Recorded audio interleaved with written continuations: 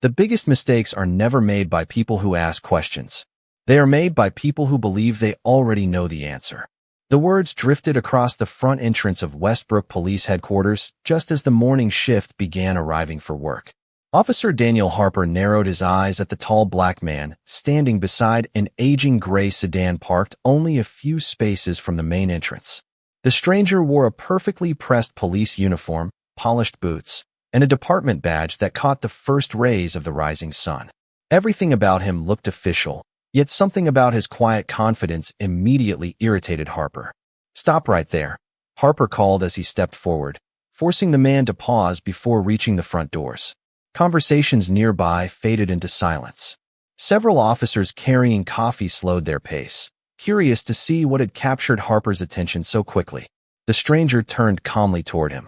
"Good morning, officer," he said in a steady voice. "I am here for an appointment." Harper studied him from head to toe. He did not recognize the face. He knew nearly every officer assigned to the department, and this man certainly was not one of them. "Which precinct are you with?" Harper demanded. The man answered without hesitation. "I would rather discuss that inside." Harper folded his arms. "That is not how this works." The stranger remained perfectly composed. "Then please verify my identity through the command desk. It will clear everything up." Harper let out a short laugh that drew the attention of even more people crossing the parking lot. "Interesting answer. Usually people start making excuses before they ask us to verify anything." The stranger simply nodded. "Verification is exactly why procedures exist." Officer Ryan Cole arrived from the opposite side of the lot and sensed the growing tension immediately. He looked at the unfamiliar officer, then at Harper. "Do you want me to run his information?" Ryan asked quietly. Harper shook his head almost instantly. "Not yet. I want to hear his story first." The stranger kept both hands relaxed at his sides. His breathing never changed. His expression never hardened. The calmness seemed only to convince Harper that something was wrong. "Show me your identification," Harper ordered. "I will," the man replied evenly. "But I ask that you allow me to retrieve it carefully." Harper took another step forward. "Keep your hands where I can see them." A delivery driver unloading packages stopped to watch. Two civilian employees paused near the entrance, whispering to one another while pretending to organize paperwork. Across the street, a woman walking her dog slowed her pace and quietly raised her phone. The stranger looked toward headquarters for only a brief second before returning his attention to Harper. "Officer," he said respectfully, "please verify before this goes any further." Harper ignored the request completely. Convinced he was preventing someone from entering the building under false pretenses, he instructed the man to turn around and secured handcuffs around his wrists while several stunned bystanders watched in silence. The metallic click echoed through the cool morning air. Yet even then, the stranger never argued, never resisted, and never raised his voice. Instead, beneath the cuff of his uniform sleeve, his smartwatch vibrated almost silently. A secure emergency check-in had failed, automatically notifying City Command that the department's incoming chief had not reported as scheduled. No one standing in the parking lot noticed the tiny notification disappear from the screen. No one realized that, at that very moment, several senior officials across the city had already begun searching for the man, now standing quietly in handcuffs outside the building he had arrived to lead. Only a few hours earlier, the city looked completely different. The streets were still quiet beneath a pale blue sky as Marcus Ellington drove his aging gray sedan toward Westbrook Police Headquarters. The dashboard clock read 6:08 in the morning, giving him nearly 2 hours before his official swearing-in ceremony. Most people expected a newly appointed chief of police to arrive with a motorcade, flashing lights, photographers, and senior officials waiting outside the building. Marcus had politely declined every one of those arrangements. He wanted his first impression of the department to be genuine rather than carefully staged. The sedan had traveled more than 180,000 miles, and its faded paint attracted little attention wherever it went. Marcus preferred it that way. Respect earned quietly always lasted longer than attention demanded loudly. His uniform had been pressed the night before with the same care he had shown throughout more than 2 decades of law enforcement service. Every insignia rested exactly where department regulations required. His polished badge reflected the early morning sunlight each time the car passed beneath another traffic signal. Resting on the passenger seat beside him was a simple manila envelope containing his appointment documents and the official oath he would soon take. Marcus had not opened it since receiving it from the city manager the previous afternoon. Titles mattered far less to him than responsibilities. As he drove through downtown, familiar signs of the city waking up surrounded him. A neighborhood bakery unlocked its front doors, filling the cool air with the smell of fresh bread. School buses began their routes while crossing guards greeted children with warm smiles. A sanitation crew joked with one another as they unloaded equipment from a service truck. Marcus noticed every detail without making a point of doing so. Years of policing had taught him that understanding a community always began by observing it. His phone remained almost completely silent during the drive. Only city manager Rebecca Lawson knew he planned to arrive alone. She had offered an official welcome with reporters, community leaders, and department executives waiting outside headquarters. Marcus thanked her sincerely before declining. If officers only behaved professionally because cameras were watching, then he needed to understand that before becoming their leader. He wanted honesty instead of ceremony. As headquarters finally came into view beyond a row of oak trees, Marcus slowed slightly and studied the building that would soon become his responsibility. The American flag moved gently above the entrance while officers from the morning shift crossed the parking lot carrying coffee and exchanging casual conversation. Everything appeared ordinary. Nothing suggested the morning would become unforgettable. Marcus parked several spaces away from the front doors, switched off the engine, and sat quietly for a brief moment. He looked once at the envelope on the passenger seat before placing it beneath his arm. Then he adjusted the cuffs of his uniform, stepped out into the crisp morning air, locked the car, and began walking toward headquarters with calm confidence, completely unaware that within minutes one officer would mistake quiet professionalism for deception and set in motion a chain of events that would test the entire department before Marcus even had the opportunity to introduce himself.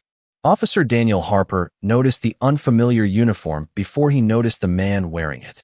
He had been standing near the front entrance speaking with Sergeant Michael Ross when Marcus Ellington crossed the parking lot carrying nothing more than a plain manila envelope. Harper frowned immediately. He knew almost everyone assigned to Westbrook Police Headquarters, and this face was unfamiliar. "Hold up," Harper called as he stepped into Marcus's path. "I have never seen you before." Marcus stopped without hesitation. "Good morning, officer," he replied politely. "I am here a little early."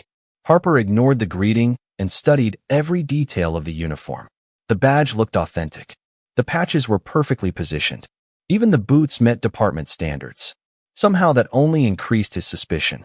"Which division are you assigned to?" Harper asked. Marcus answered calmly. "I can explain everything once I am inside." Harper folded his arms. "You can explain it right here." Marcus gave a slight nod. "Then I respectfully ask that you verify my identity through the command desk. That will answer every question." Ryan Cole had just finished parking his patrol vehicle and walked toward the entrance in time to hear the exchange. He glanced at Marcus, then quietly asked Harper, "Do you want me to contact dispatch and verify him?" Harper shook his head before Ryan could reach his radio.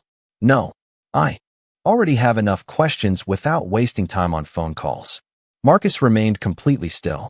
"Verification exists so assumptions do not become mistakes," he said evenly.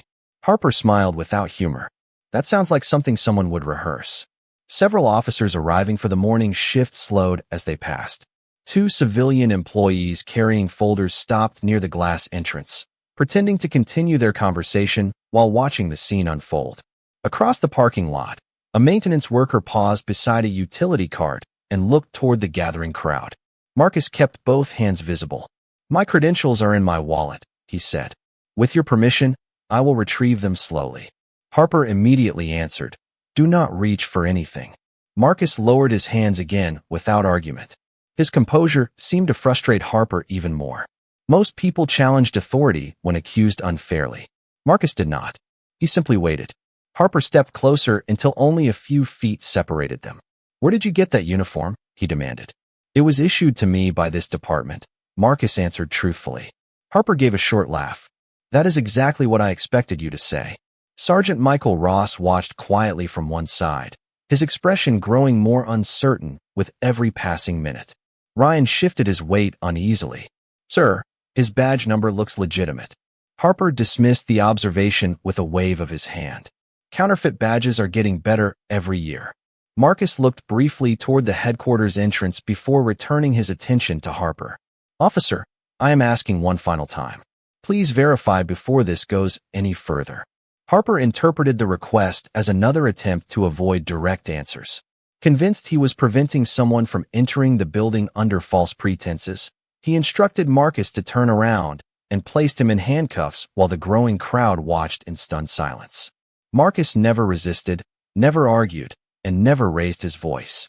Beneath the sleeve of his uniform, however, his department-issued smartwatch quietly detected that his scheduled executive check-in had failed and automatically transmitted a secure alert to City Command, beginning a response that no one standing in the parking lot could possibly imagine. The cool morning air carried a growing sense of curiosity as more employees and officers noticed the unusual scene unfolding just outside headquarters. People slowed their steps without realizing they had done so. Some stood quietly near the entrance holding coffee cups that had already begun to cool. Others exchanged uncertain glances before looking back toward Marcus Ellington, who remained standing exactly where Officer Daniel Harper had left him. His posture never changed. His breathing stayed slow and steady. The handcuffs rested against his wrists, yet there was no anger on his face, only the calm patience of someone who understood that the truth did not become less true simply because nobody believed it. Harper interpreted that silence very differently. To him, it looked like the confidence of someone hoping to bluff his way through one final conversation. You still have not explained why you are here, Harper said. Marcus looked directly at him. I already have. I asked you to verify my identity through the proper channels. Harper shook his head. That answer is getting old. Ryan Cole quietly stepped closer. Sir, dispatch can confirm this in less than a minute. Harper answered without looking away from Marcus. If he is legitimate, he can wait another minute. If he is not, I am not giving him another opportunity to manipulate the situation. Ryan hesitated. Every instinct told him that a simple verification would settle everything. Yet Harper's confidence discouraged further argument. Nearby, Sergeant Michael Ross watched both officers carefully. He had supervised enough situations over the years to recognize when certainty was beginning to replace judgment. Before he could intervene, another patrol unit pulled into the parking lot. Two officers stepped out, noticed the crowd, and walked over to see what was happening. One quietly asked another, "Who is he?" Nobody had an answer. Across the street, the woman walking her dog continued recording from a respectful distance. A delivery driver leaned against his truck, unable to look away. The parking lot had become strangely quiet, as though everyone sensed that something important was unfolding even if they did not yet understand what it was. Marcus briefly raised his eyes toward the American flag moving gently above the entrance before returning his attention to Harper. Officer, he said calmly, this situation is still easy to correct. Harper folded his arms. Not until I know exactly who you are. Marcus answered with the same measured tone. That is precisely why I asked you to verify. The words lingered in the silence. Inside headquarters, the receptionist answered another incoming call from City Hall asking whether the new chief had arrived for the scheduled ceremony. She checked the lobby, found no sign of him, and transferred the call to administration. At nearly the same moment, the department communications center noticed that the incoming chief had missed his required executive check-in. A secure notification appeared on the supervisor's monitor, followed by the last recorded location signal originating just outside headquarters. The supervisor immediately reached for the telephone while, outside, Harper remained completely unaware that official concern had already spread beyond the parking lot. Marcus said nothing more. He simply waited, knowing that every passing second was bringing the truth closer to the very people who had been searching for him all morning. Inside the communications center, the morning routine changed without warning. A dispatch supervisor looked at the executive status board and frowned. The incoming chief of police had still not completed the required arrival confirmation, something that almost never happened. She refreshed the system once, then a second time.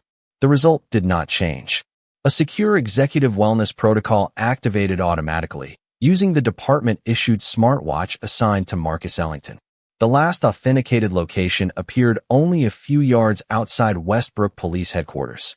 That cannot be right, she whispered before immediately calling the administrative office. The receptionist answered on the second ring. Has Chief Ellington checked in? The supervisor asked. No, the receptionist replied. We have been expecting him for almost 10 minutes. The supervisor looked back at the location screen. The signal remained fixed at the front entrance. Without wasting another second, she contacted Deputy Chief Anthony Delgado. Across town, Delgado had just climbed into an unmarked black sport utility vehicle after leaving City Hall. Chief Ellington has not reported in, the supervisor explained. His last confirmed location is outside headquarters, but nobody has signed him in. Delgado's expression immediately changed. Marcus had built a reputation throughout his career for arriving early, never late. If the system showed him outside headquarters, there was only one reasonable response. Stay on that signal, Delgado said calmly. We are heading there now.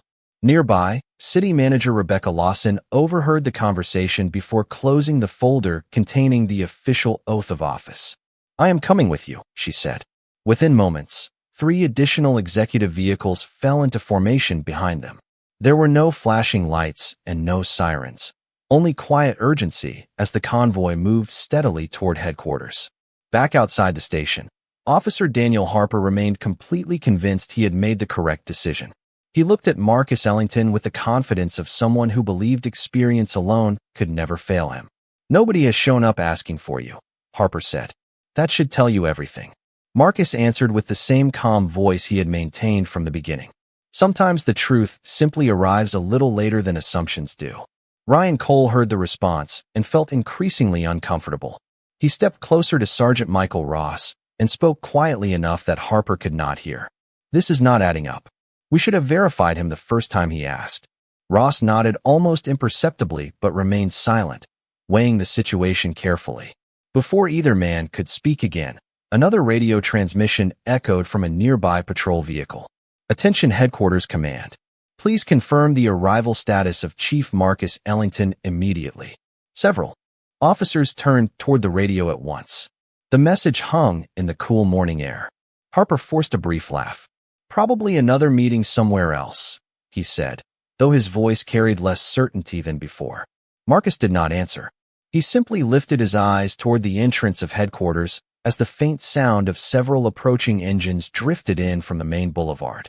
Far beyond the parking lot, 4 black sport utility vehicles turned the final corner toward headquarters, carrying the very people who had been searching for the man standing quietly in handcuffs only a few yards from the front door.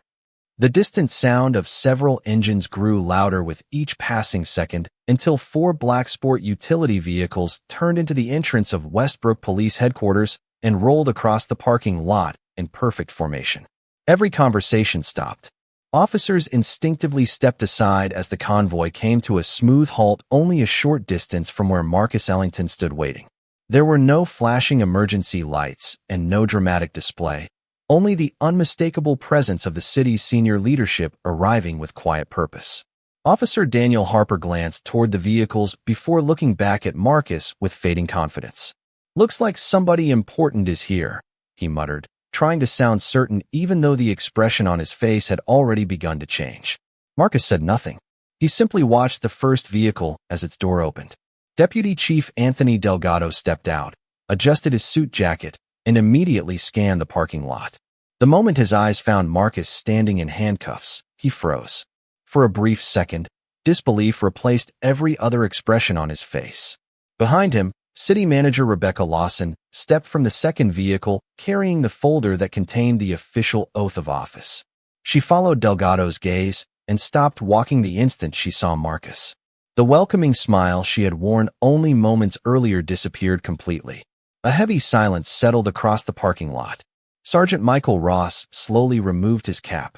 Ryan Cole felt his stomach tighten as realization began, spreading through the crowd. Rebecca walked directly toward Marcus without acknowledging anyone else. When she reached him, she offered a respectful smile that contrasted sharply with the confusion surrounding them. "Good morning, Chief Ellington," she said clearly enough for everyone nearby to hear. "We have been waiting to welcome you." The words seemed to drain every remaining sound from the parking lot. Harper stared at Marcus as though he had forgotten how to speak. Ryan lowered his eyes for a moment while several officers exchanged stunned glances. Delgado stepped forward and looked calmly at Harper. "Officer," he said in a firm but controlled voice, "unlock the handcuffs immediately." Harper hesitated for only an instant before reaching for the key on his duty belt. His hands no longer moved with the certainty they had shown only minutes earlier. He quietly unlocked the cuffs and stepped back without saying a word. Marcus gently rubbed one wrist before straightening the sleeve of his uniform. There was no anger on his face and no satisfaction in his expression, only the same calm professionalism he had carried from the moment he arrived. Rebecca looked around the gathering crowd. Chief Ellington declined a formal escort this morning because he wanted to experience this department exactly as every citizen would experience it, she said. "I do not believe any of us imagined his first lesson would begin in the parking lot." No one attempted to answer. Marcus looked toward Harper and then across the officers standing outside headquarters. "Everyone remain calm," he said quietly. "There is no need for arguments or excuses. The facts will speak for themselves." His words carried more authority than any raised voice ever could. As the morning breeze moved gently across the flags above headquarters, every person standing there understood that the man they had questioned had never hidden who he was. The only thing missing had been the willingness to verify the truth before making a decision. Within 30 minutes, the atmosphere inside Westbrook Police Headquarters had changed completely. The scheduled welcome ceremony was quietly postponed while the executive conference room became the center of an internal review. Deputy Chief Anthony Delgado gathered every available record connected to the incident. Body camera recordings were uploaded. Security camera footage from the parking lot was collected. Dispatch radio traffic was preserved. Entry logs, executive notifications, and witness statements were secured before anyone could unintentionally influence another person's recollection. Marcus Ellington requested only one thing. "Do not assume anyone acted with bad intentions," he said calmly. "Let the facts establish the truth in the proper order." His words surprised several members of the command staff. Many expected frustration after what had happened outside. Instead, Marcus insisted that the same professional standards protecting every officer should also guide the review of their actions. Officer Daniel Harper sat alone in a nearby briefing room, staring silently at the floor. The confidence that had shaped every decision earlier that morning had disappeared completely. He replayed the conversation repeatedly in his mind, remembering each opportunity he had dismissed. Marcus had asked for verification several times. Ryan Cole had offered to contact dispatch. Even Sergeant Michael Ross had hesitated before allowing the situation to continue. Harper realized the mistake had never been a lack of information. The mistake had been believing verification was unnecessary. In the conference room, the first body camera recording began playing across a large monitor. Every request Marcus had made was captured with perfect clarity. His voice never changed. He never challenged authority.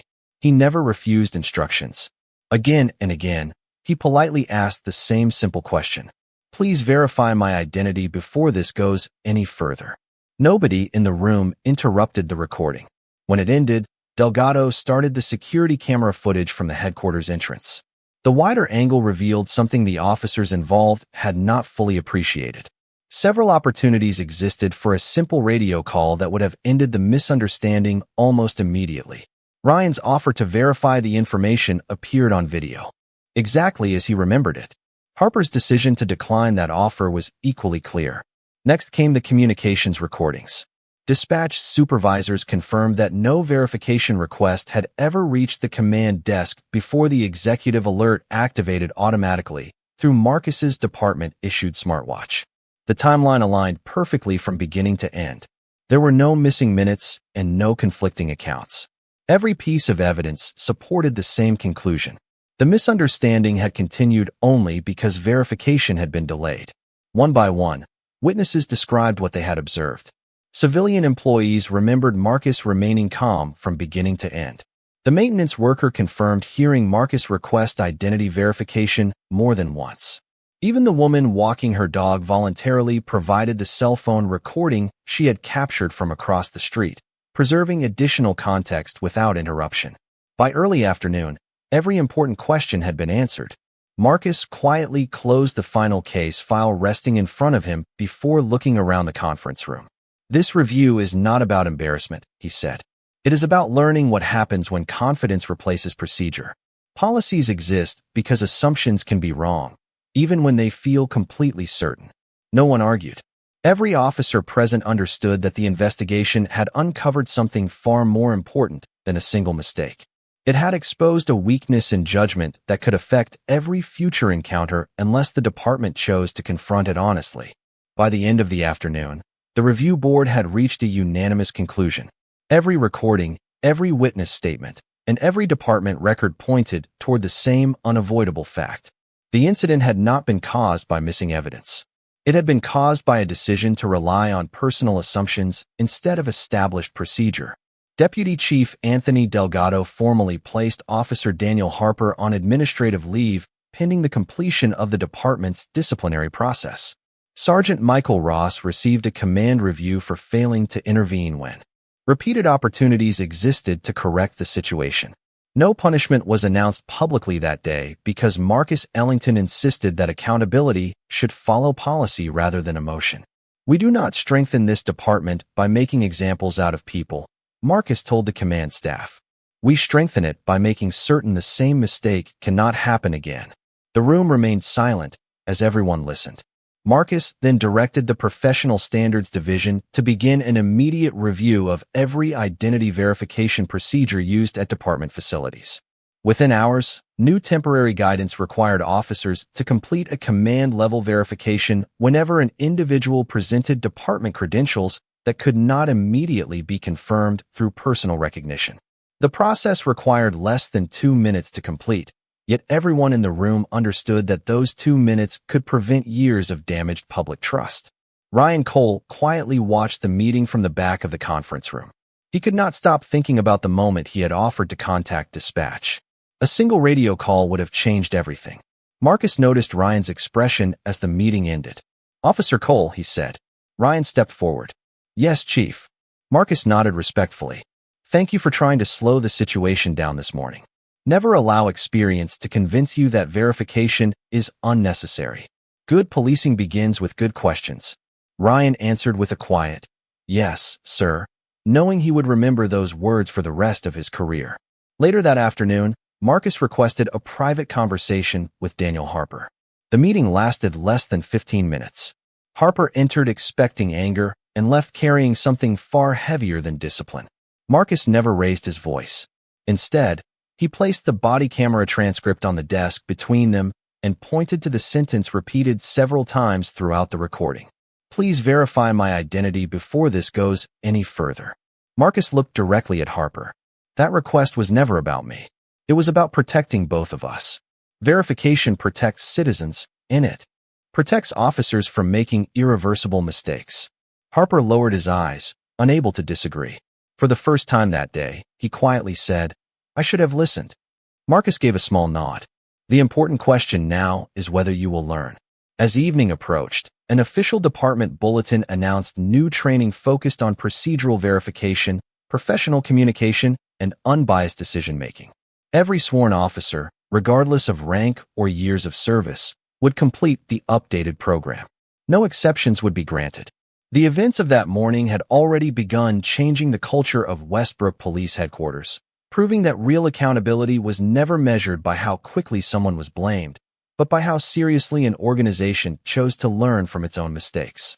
3 days later, the auditorium at Westbrook Police Headquarters was filled long before the ceremony officially began.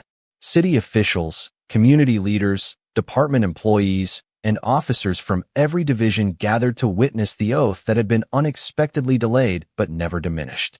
The American flag stood behind the podium beside the department colors, reminding everyone that leadership was not measured by rank alone, but by the principles carried into every decision. Marcus Ellington entered the room without fanfare. Wearing the same carefully pressed uniform he had worn on the morning his first day had taken an unexpected turn. This time, however, every officer in the room stood before he reached the front of the stage. The applause that followed was not loud because anyone had been instructed to clap. It came naturally from people who had watched dignity overcome misunderstanding without anger, without revenge, and without sacrificing professionalism. City Manager Rebecca Lawson administered the official oath while Marcus repeated every word with steady confidence. When the ceremony concluded, she smiled warmly and said, "Congratulations, Chief Ellington." The audience responded with another round of applause, but Marcus waited patiently until the room became quiet again before approaching the microphone. He looked across the audience, recognizing many of the faces that had witnessed the events outside headquarters only days earlier. "My first morning here did not begin the way anyone expected," he said calmly. "Some people have asked whether I wish that day had happened differently. The answer is simple. I wish one decision had been different. I wish someone had chosen verification before assumption." The room remained completely silent. Marcus continued, "Every citizen deserves to be treated with dignity. Every officer deserves procedures that protect good judgment. Those two responsibilities are not in conflict.